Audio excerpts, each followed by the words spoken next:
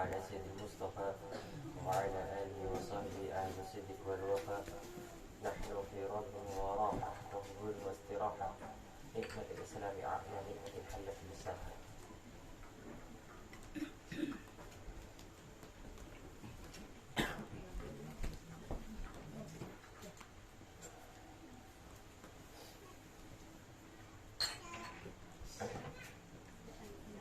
Kembali lagi dalam pertemuan dalam kitab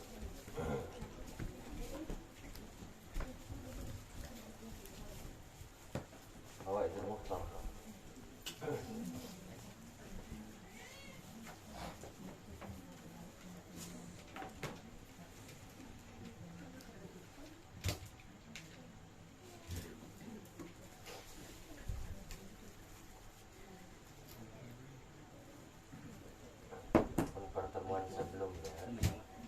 Pertemuan sebelumnya masih belum jadi abah. Sekarang sudah jadi abah.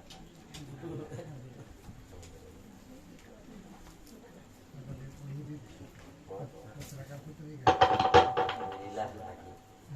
Latihan.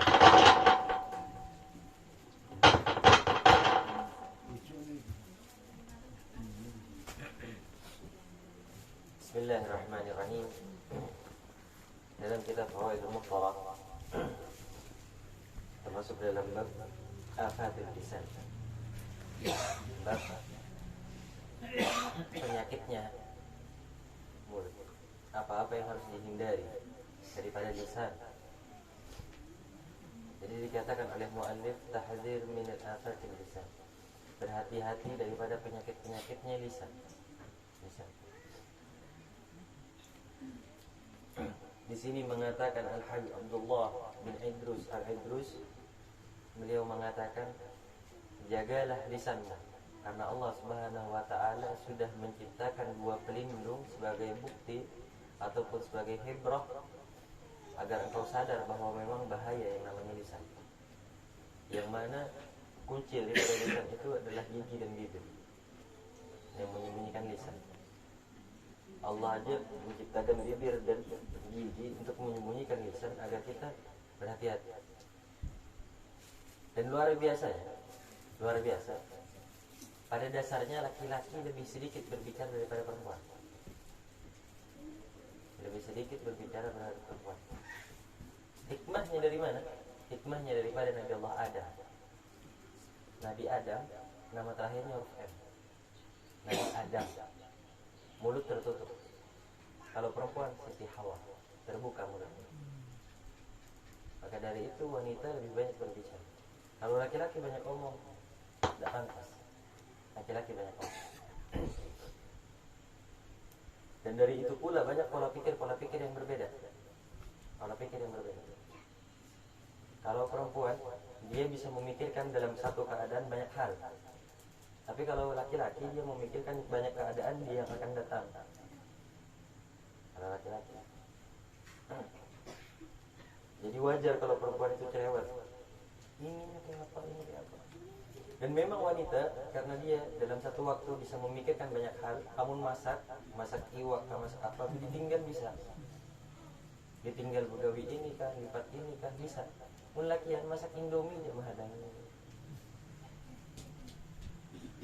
Karena tidak bisa mikirkan ke segala macam kan. Tinggal main HP semua, hati-hati lagi menggunakan sudah banyak. Ada hitungannya sudah. Dia memikirkan yang ada.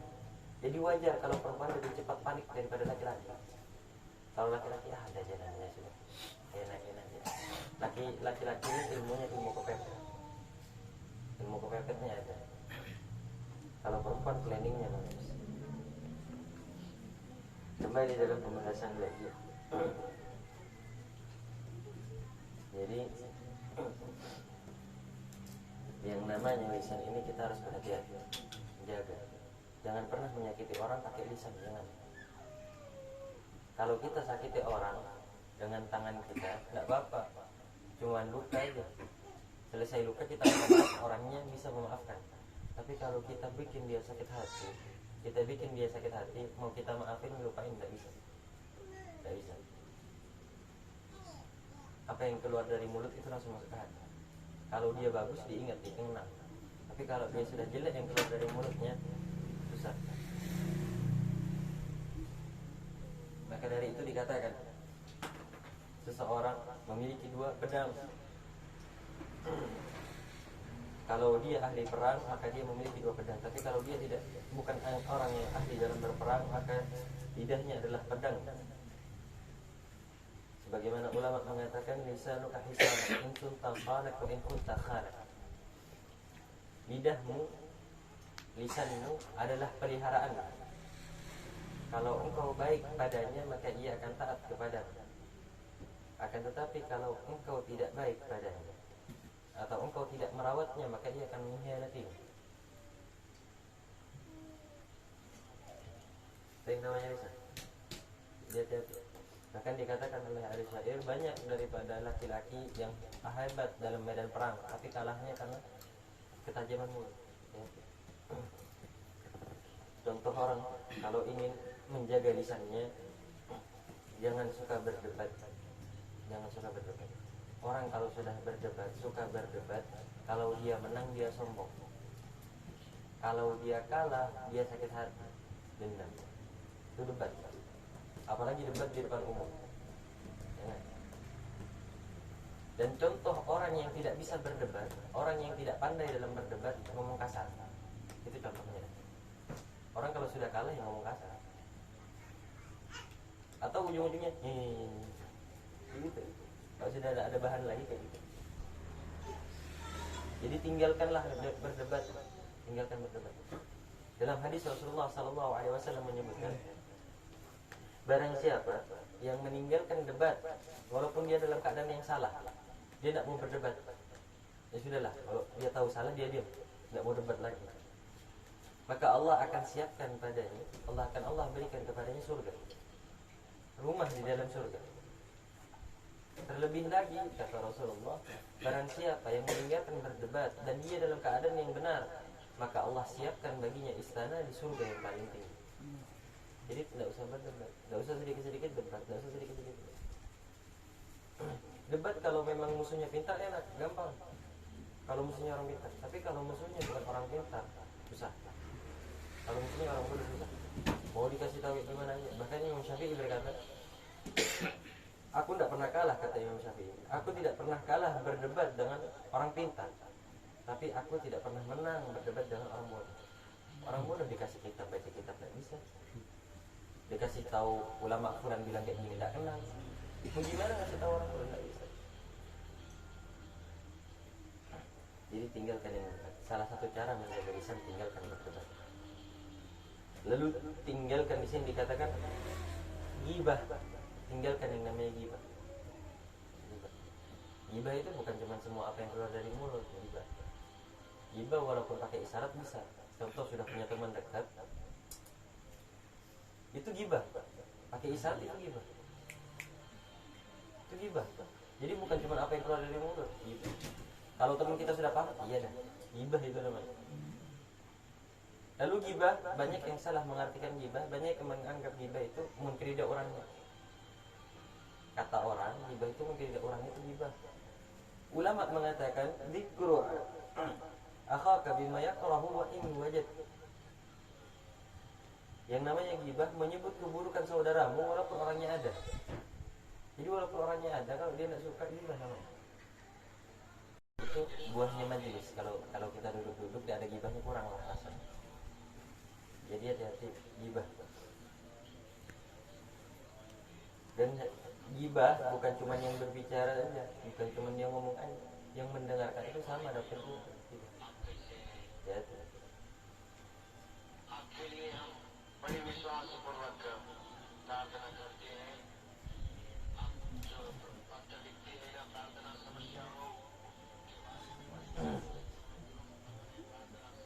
Dikatakan di sini Al-Hasan mengatakan zikrul ghaib salasa al-ghibah wal buhtan wal ithm wa kullu fi kitabillah azza wa jalla. Al-ghibah an taqulu ma fihi wal buhtan an taqulu ma laysa fihi wal ithm an taqulu ma balagha.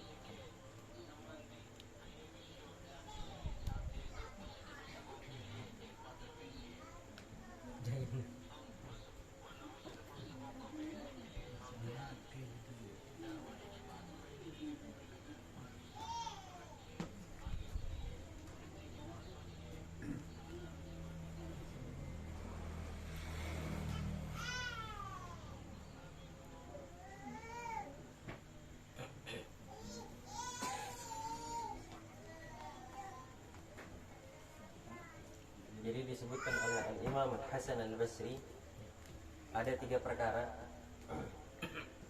yang sebenarnya sama tapi beda-beda tipis. Mirip, 3 perkara yang mirip. Yang pertama ghibah, yang kedua buhtan, yang ketiga ifk. Yang namanya ghibah, wa kullu fi kitabillah aja, dan semuanya disebutkan dalam Al-Qur'an. Kalau yang ghibah, fal ghibah an taqul ma fi, engkau mengatakan sesuatu yang ada pada dirinya, itu ghibah. Ghibah. Tapi keburukannya, mengatakan keburukan seseorang yang ada pada dirinya, kalau benar itu ghibah. Wal buhtan, dan dusta, antakul malaysa, mengatakan yang tidak ada pada dirinya, mengatakan sesuatu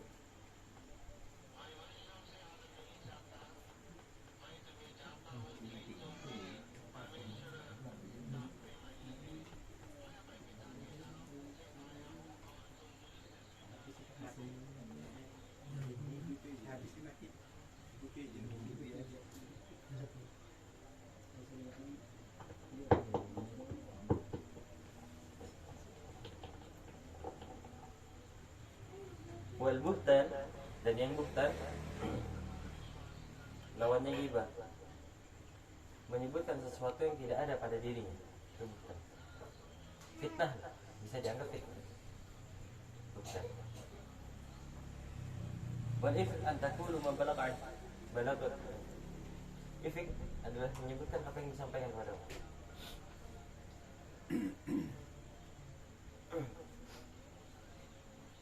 Hati-hati, ghibah bisa menjadi fitnah kalau kita dengar kabarnya, kalau bahasa sekarang tawak, kabar yang tidak pasti.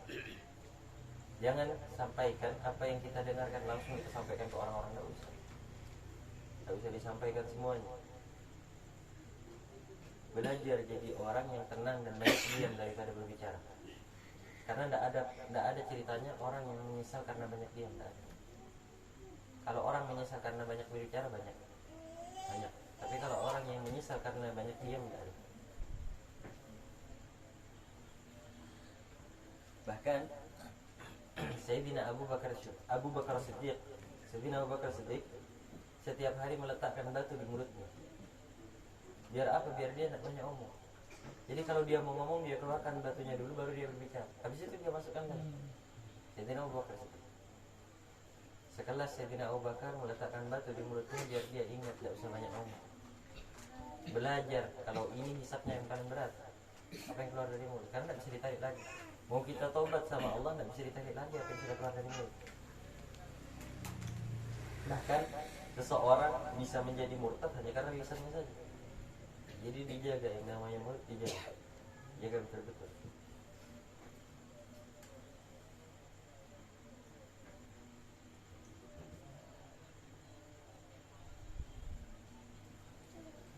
Sebagaimana diriwayatkan oleh Abu Hurairah radhiyallahu anhu. Wa'an anna Rasulullah sallallahu alaihi wasallam qala, Rasulullah bersabda, atadruna mal ghibah?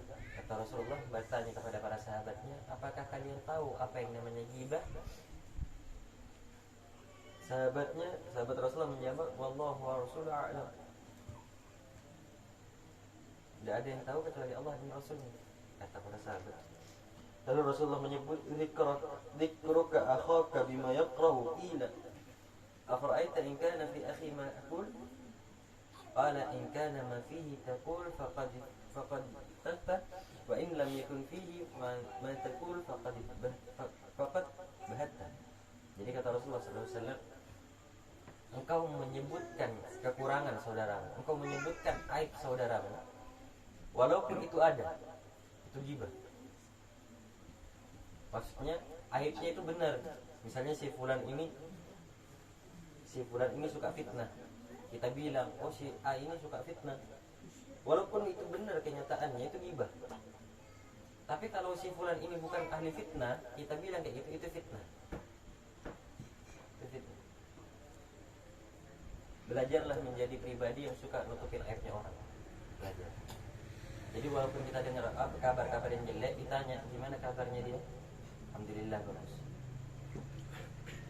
Dan yang namanya ghibah, doa bisa jadi ghibah, bisa. Doa bisa jadi ghibah. Kapan doa itu menjadi ghibah? Kalau misalnya ada orang nanya sama kita, gimana kabarnya? Tuh, kabar si fulan gimana? Kita langsung bilang, mudah-mudahan masuk surga, mudah-mudahan dapat hidayah. Kalau yang nanya dia paham berarti orang ini tidak benar, itu ghibah. Paham? Misalnya ada orang nanya, "Bib, kayak apa kabar Ustaz Muhajir? Mudah-mudahan saya dapat hidayah." Yang nanya tuh pasti paham dia. Oh, berarti Ustaz Muhajir ini kayak itu ghibah. Walaupun rupanya doa. Bahkan Imam Ghazali mengatakan dalam kitabnya Bidayah, ghibah yang seperti itu lebih jelek daripada ghibah yang lain. Karena apa? Karena awalnya doa adalah ibadah, diletakkan di tempat yang salah jadi dosa. Ibadah yang bisa mendapatkan pahala tapi mendapatkan bencana dan malapetaka. Waliyadzubillah semua waliyadzubillah. Jadi kalau ada orang yang nanya, gimana kabarnya sebulan?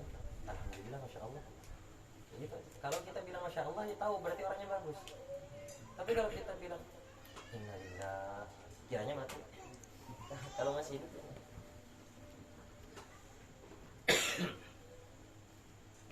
ghibah. Hati-hati sama yang namanya ghibah. Mulut Allah Subhanahu wa ta'ala menciptakannya di depan, biar kita ngomong itu di depan, bukan di belakang. Ngomong di depan. Mau laki-laki ataupun perempuan, kalau tidak suka langsung ngomong sama orangnya. Ingat, ngomong sama orangnya, bukan sama orang lain. Kalau ngomong sama orang lain jadi ghibah, fitnah, dan ujung-ujungnya apa? Orang yang kita ajak bicara membenci si fulan juga. Tapi kalau kita langsung ngomong sama orangnya dua-duaan ya, bukan di depan umum, jangan depan umum, dua-duaan, itu hilang sakit hati, hilang, yang penting tenang itu. Kalau dia bukan tipe orang yang kuat menahan amarah. Kalau dia memang kuat menahan amarah, dia tidak suka sama orang, dia simpen, dia memang kuat, silahkan. Tapi kalau dia tidak kuat, jangan. Karena kalau sudah meledak susah. Kalau sudah keluar semua emosinya susah.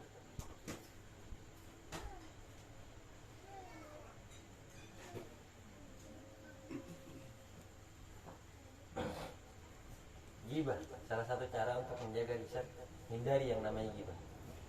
Lalu hindari yang namanya namimah. Hindari. Namimah ini adu domba. Adu domba. Berarti adu ayam boleh nggak? Bukan itu, bukan dombanya. Adu domba maksudnya mengadu saudara satu sama lain. Mengadu. Orang kan ada masalah apa-apa diadu. Atau ada yang berkelahi, tambahin lagi, tinjak. Ya itu namimah namanya. Orang ini ada masalah apa-apa, ada masalah, tidak pengen berantem sebenarnya, tapi kita ngomong, dasarnya tuh kayak tupang, aku tampar dah. Itu namimah namanya. Aku jadi kamu tinjak tupang sudah. Itu namimah. Ya, itu namimah. Namimah, orang yang sering melakukan namimah, maka tidak usah khawatir, pasti ada siksa kubur. Siksa kubur pasti dapat. Orang yang suka namimah, siksa kubur pasti dapat, tidak usah khawatir.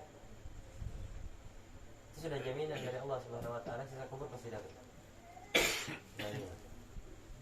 Coba lah, kalau orang tidak ada masalah, tidak usah ada masalah, tidak usah dijelek-jelekkan. Jangan putuskan tali silaturahmi. Jangan putuskan tali silaturahmi seseorang.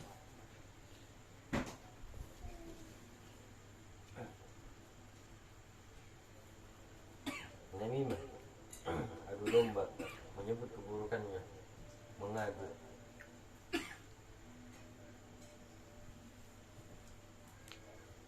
Tinggalkan yang namanya namimah. Kita semua tahu yang namanya adu domba itu tidak bagus. Adu domba tidak bagus, kita tahu. Putus tali silaturahmi itu putus.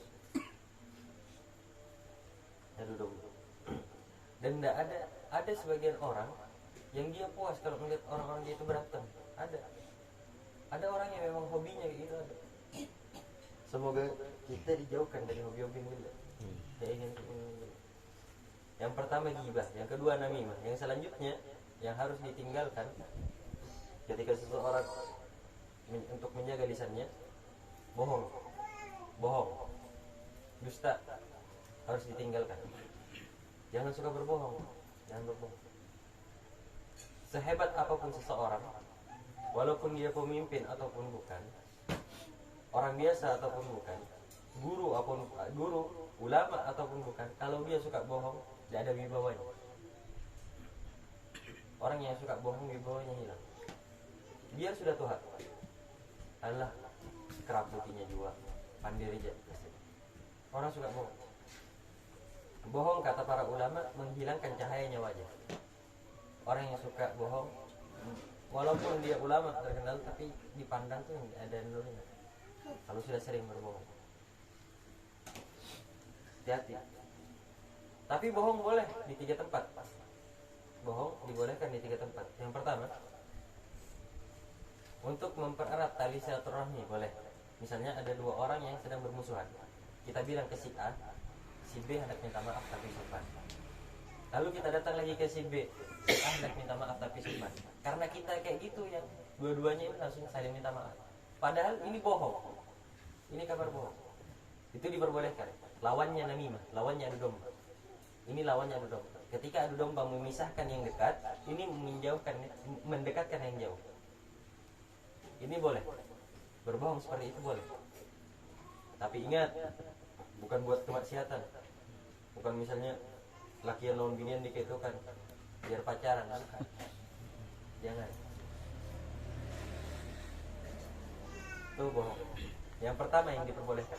Bohong yang kedua yang diperbolehkan adalah untuk menyembunyikan seseorang yang menjadi buronan pemimpin yang zalim. Ingat, buronannya bukan orang yang zalim, buronannya bukan orang yang bersalah, bukan orang yang bersalah. Buronannya orang baik, bukan orang yang bersalah. Lalu pemimpinnya adalah orang yang zalim, mau membunuh misalnya. Kita sembunyikan tidak apa-apa. Nanti pas ditanya di mana, tidak tahu. Walaupun kita yang menyembunyikan, tidak apa-apa. Itu tidak bohong. Itu bohong tapi diperbolehkan. Bohong tapi diperbolehkan. Itu bohong yang kedua. Bohong ketiga yang diperbolehkan, bohongnya suami kepada istri untuk memperbagus silaturahmi, bagus rumah tangga. Bini mengantuk masak, disuruh jarang banyak olah kopi. Kadang anak gula, anak uyah. Kita sambat manis pada mama. Karena apa ya? Manis benar. Kayaknya yang manis lain kopinya lah.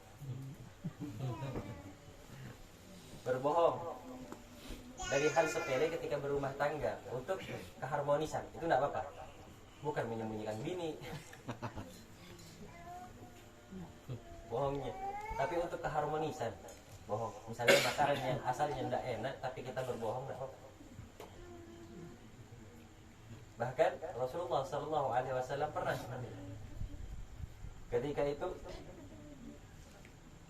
Siti Aisyah menyiapkan air untuk Rasulullah,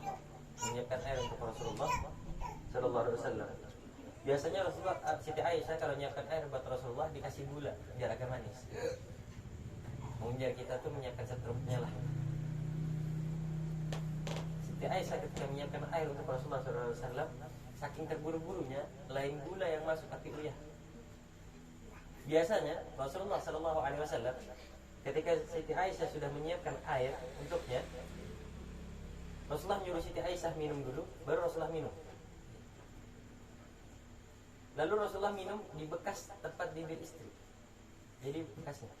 Misalnya Siti Aisyah minum di mana, Rasulullah minum di situ juga bekas bibir. Itu sunnah. Itu sunnah. Mungkin kita, kamu di mana? Putar dulu gelasnya.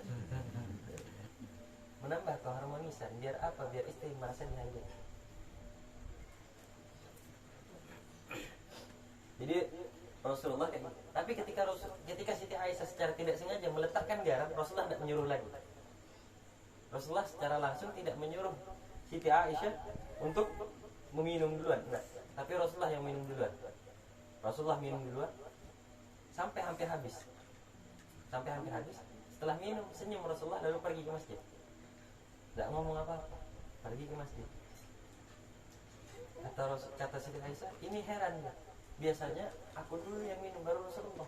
Tapi kenapa ini Rasulullah dulu? Diminum sisanya Allahu Akbar. Teludah diminum, tapi Rasulullah tidak.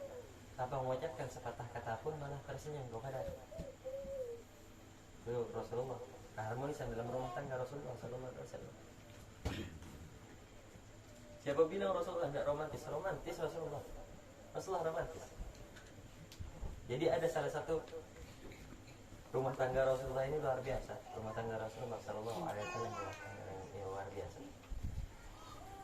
Pernah sesekali Rasulullah dengan salah satu istrinya ingin pergi ke suatu tempat. Sebelum naik kuda Rasulullah, karena kuda tinggi, Rasulullah menyiapkan kakinya sebagai tangga. Jadi istrinya Rasulullah pegang kakinya, lalu menaikkan kakinya di lutut Rasulullah, baru naik ke kuda. Kalau kita ingin mengamalkan, ya sebelum bini naik ke kendaraan kita bukakannya. Itu Rasulullah. Ketika Rasulullah sedang melakukan hal yang seperti itu, Siti Aisyah melihat, cemburulah Siti Aisyah. Cemburu, melihat depan mata Rasulullah sedang bersama madu. Itu madu asli itu, jangan dibawa ke rumah pecah piring. Itu hanya madu asli.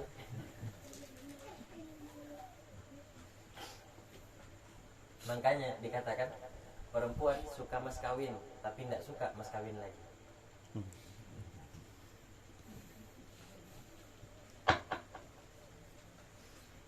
Ketika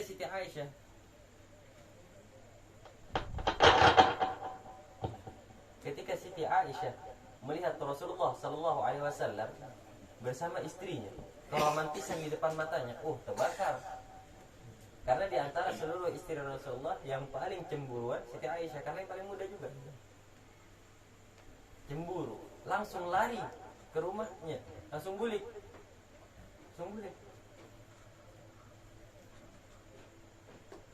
Siti Aisyah langsung berlari ke rumahnya, langsung ke rumah abahnya, ke rumah Sayyidina Abu Bakar, langsung lari.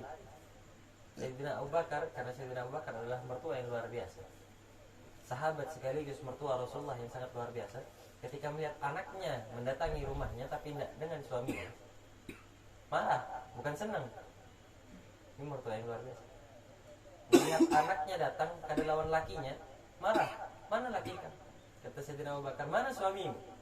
Setiap engkau datang kepadaku, pasti ada suamimu bersamamu. Kalau engkau tidak bersama suamimu, berarti engkau punya masalah. Luar biasa.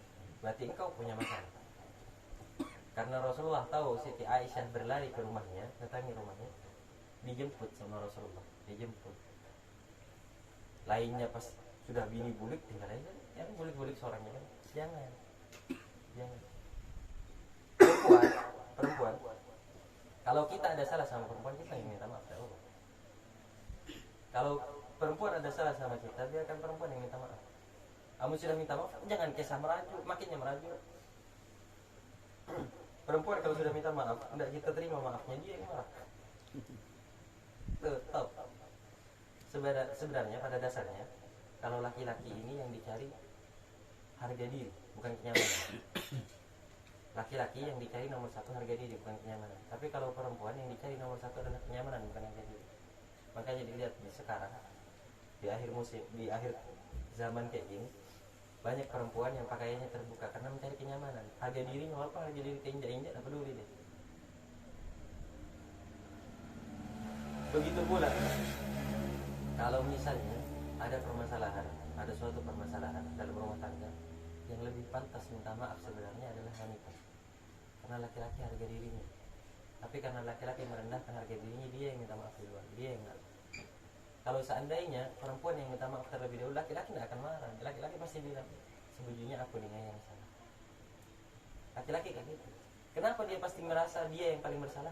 Karena dia sudah merasa dihormati dan harga dirinya sudah dinaikkan. Itu cara ngadepin laki-laki. Kalau laki-laki sering kayak gitu kan betah dia di rumah. Bukannya bulik sejam 2 jam keluar lagi. Gimana cari ketenangan kalau di rumah adalah tempat yang bikin dia sumpah? Gimana cari ketenangan? Kamu sudah di rumah maunya kayak apa? Tempat yang paling membuat laki-laki tenang adalah rumahnya. Dan yang dikatakan rumah bukan cuma rumah, tapi istri adalah rumah. Kalau dia, istrinya bisa bikin betah suaminya, ya enak. Di rumah terus deh. Kembali kepada Rasulullah SAW. Ketika itu Rasulullah menjemput Siti Aisyah. Rasulullah menjemput Siti Aisyah. Lalu ketika Siti Aisyah melihat Rasulullah SAW datang ke rumah Sayyidina Abu Bakar, Siti Aisyah ini namanya masih muda, cari masalah sedikit. Siti Aisyah bilang, mulai sekarang aku tidak akan pernah berdoa menyebut namamu. Aku tidak akan pernah berdoa menyebut namamu ya Rasulullah. Lalu Rasulullah bilang, kalau engkau tidak menyebut nama aku, lantas nama siapa yang disebut? Aku akan berdoa dengan haknya Nabi Daud. Aku akan berdoa dengan haknya Nabi Isa. Aku akan berdoa dengan haknya Nabi Sulaiman. Nama itu kan aku sebut lagi. Aku biasanya berdoa tawasul bihaqi Rasulillah kada, bihaqi Nabi Daud. Dikaitkan. Kata Siti Aisyah, aku ingin mengetahui apakah Rasulullah marah kepada aku. Tapi yang marah bukan Rasulullah, Sayyidina Abu Bakar. Sayyidina Abu Bakar ketika melihat anaknya mengucapkan seperti itu kepada Rasulullah, langsung ditampar. Langsung ditampar, ditempelin. Langsung ditampar. Lalu setelah Rasulullah melihat Sayyidina Abu Bakar menampar anaknya, marah Rasulullah. Namun kita gitu, tambahinya dasar kayak ini, pang di rumah. Tapi Rasulullah enggak. Rasulullah akhlaknya sungguh mulia. Rasulullah bilang apa kepada Sayyidina Abu Bakar? Jauhkan tanganmu wahai Abu Bakar, karena Aisyah bukan hakmu lagi. Bukan haknya lagi. Kalau laki-laki bakti kepada orang tuanya semua hidup, tapi perempuan ketika ada laki-laki yang mengucapkan kau itu, baktinya jatuh kepada suami. Nah, orang tua tidak ada haknya lagi. Orang tua tidak ada haknya lagi. Tidak ada haknya. Jadi ada salah satu guru daripada Al-Habib Muhsin, seorang mursyid juga tariqah Habib Muhsin. Di saat istrinya meninggal, dia bermimpi Rasulullah sallallahu alaihi wasallam. Rasulullah bilang kepadanya, jangan pernah kuburkan istrimu kecuali engkau sudah kawin lagi. Kecuali engkau sudah kawin lagi. Kata Rasulullah, aku ingin mengujimu karena banyak murid-muridku. Muridnya sudah banyak, memang di Madura terkenal muridnya banyak. Jadi kata Rasulullah, aku ingin mengujimu bagaimana cintamu. Apakah engkau lebih mencintai murid-muridmu atau engkau lebih mencintai aku? Bini meninggal, kata Rasulullah, jangan dikuburkan sampai kawin lagi. Apa?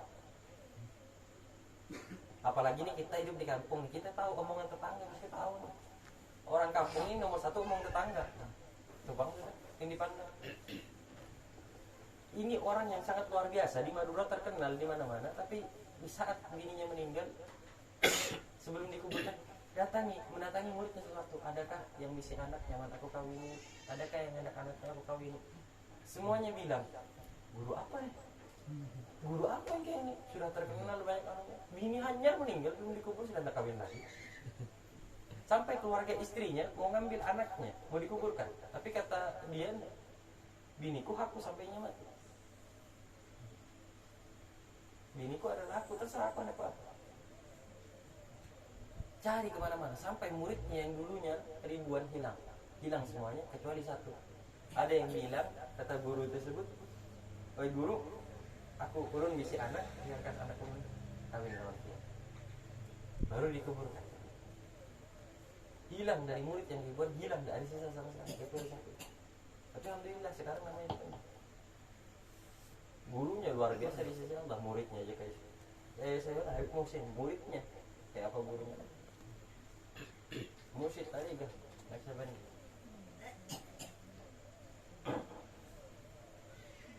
Jadi hak seorang istri, haknya dari suami.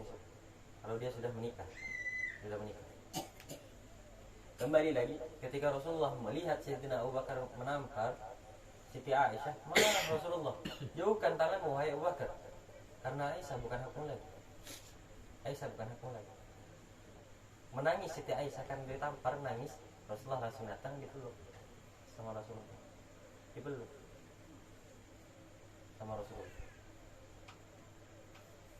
Dipeluk. Binianmu sudah menangis, dipeluknya ya. Dipeluk. Kata Siti Aisyah, ketika Rasulullah mendekat kepadaku, aku takut Rasulullah akan menambah tamparannya. Maksudnya ditambahi lagi dalam Rasulullah, aku takut. Tetapi makanya Siti Aisyah pejam. Kata Siti Aisyah, aku memejamkan mataku. Tapi saat aku buka, aku sudah berada dalam pelukan. Romantis Rasulullah romantis. Jadi kita belajar dari rumah tangga Rasulullah SAW, biar rumah tangga kita ikut romantis juga. Rumah tangga kita. Kalau kita ikut rumah tangga Rasulullah, tidak ada mengeluh, tidak ada yang mengeluh. Kita misalnya sehari makan sekali, ngeluh, Rasulullah biasanya 3 hari sekali makan. Bukan sekali 3 kali, 3 hari sekali baru makan. Mau ngeluh gimana lagi kalau sudah Rasulullah gitu.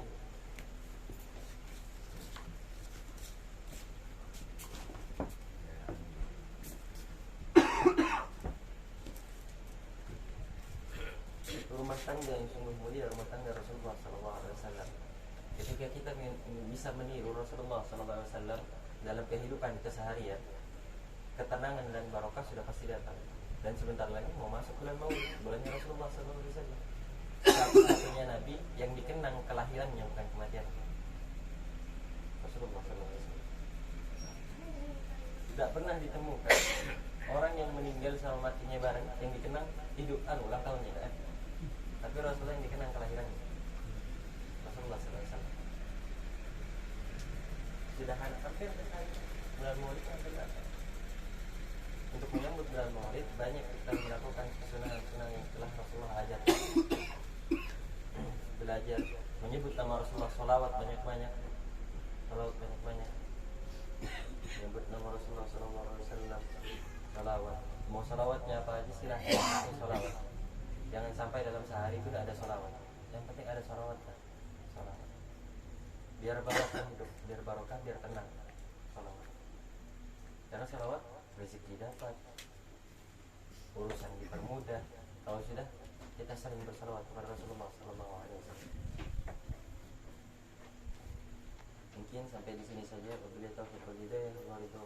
Wassalamualaikum warahmatullahi wabarakatuh.